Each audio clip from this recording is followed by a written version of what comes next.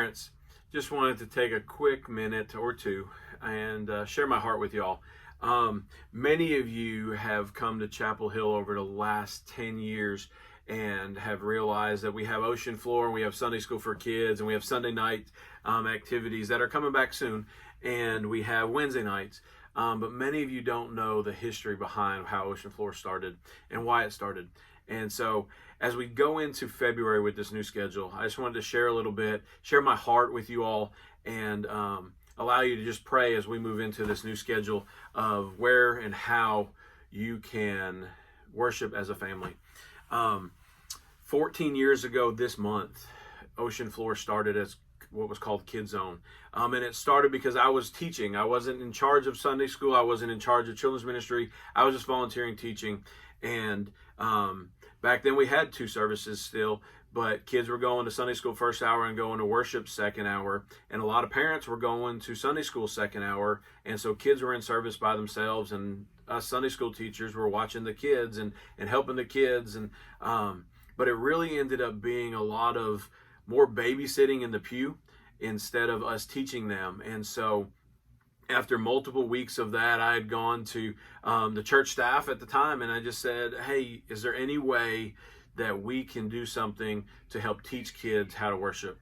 And that's ultimately how back then Kids Zone, and now what we know as Ocean Floor, started. It started to help teach kids how to worship.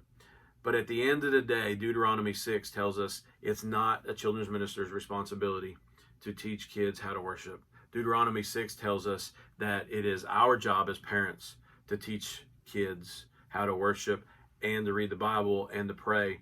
And earlier this week, I had an opportunity to do my virtual Children's Pastors Conference, and there was a quote from one of the leaders that, I'm going to paraphrase it, that basically said, we demonstrate to our kids so many other things in life, but yet we let somebody else demonstrate how to worship and how to pray and how to do church.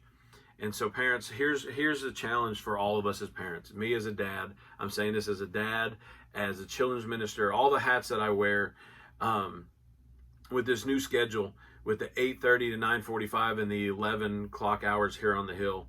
The 9:45 hour should be easy. It should be, hey, kids, you're going to go to Sunday school.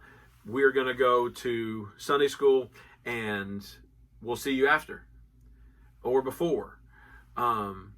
But that 9:45 hour is fairly easy. However, that 8:30 and that 11 is where it gets a little bit tricky. You see, 8:30, after much prayer, after a lot of just quiet time and me spending time just trying to figure out what do we do with that 8:30 hour for children in elementary age, I felt that God told me, let parents worship with their kids. And we said last year was the year of the family, and we all know what COVID did and brought us together as a family.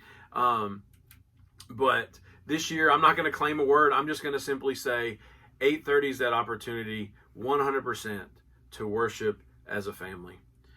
I'm not saying that you have to follow this example, and I know there's many that are serving throughout the building at 8:30. But for me and my family, at 8:30, we'll be sitting in the sanctuary. And we will all sit together for the first time in a very long time. You see, when Henry moved out of elementary school and into middle school, Henry went to church by himself. And anytime Erica could sit with him, she would. But there's a lot of times that we just trusted that Henry would be all right in there. And while we felt that was okay, at the end of the day, we look at it and say, well, he didn't have us to help model. And so at 8:30, the 5 Livingstons will be able to worship together for the very first time in a long time. And then after that, we'll all go to Sunday school. And Erica and I will serve somewhere if we're not part of a Sunday school class. And then at 11 o'clock, and this is where it gets a little bit tricky, and I'm going to share from my heart. At 11 o'clock is when Ocean Floor is going to happen. 8:30, there's no activities for children. We're encouraging you to worship together as a family. But at 11 o'clock, Ocean Floor comes back. And Ocean Floor is for kindergarten through 5th grade, currently. However, it's my desire for you to worship as a family. And so if you have to choose from 2 to 3 hours, my desire for you to be to go to Sunday school and then worship as a family. Would I love to have your kid on the ocean floor to hear the different lessons, to hear Love is an Open Door and the cereal lessons coming and the superhero lessons coming? Absolutely. But if I need to record those so you have those for midweek, then I'll gladly do that if that makes you all able to go to worship together as a family. My desire for us at Chapel Hill is to bring the family back together. And so at 8:30, you have the opportunity to go to church as a family. And then at 9:45, everybody goes to Sunday school. And 11 o'clock, if you feel led to, you can serve in the preschool ministry. You can talk to Casey about singing in the choir, or maybe you have ability to do the soundboard or security or the desk for the welcome desk. Any of those things could be an opportunity to serve at 11 o'clock. And your kid can still come out to the ocean floor. But again, my desire for you and us as families at Chapel Hill is to worship together as families. Whether that's at the 8:30 hour or the 11 o'clock hour, my desire is for us to come together. Again, would I love to have 60 kids back on the ocean floor? 100% absolutely. But would I love to have our families worshiping together in the sanctuary? You better believe it. And so my challenge to you right now is just to pray.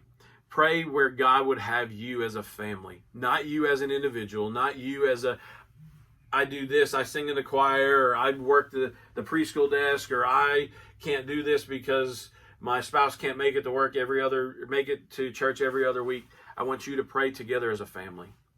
Pray where God would have you, because there's a place for each one of us as a family, and there's a place for each one of us to serve.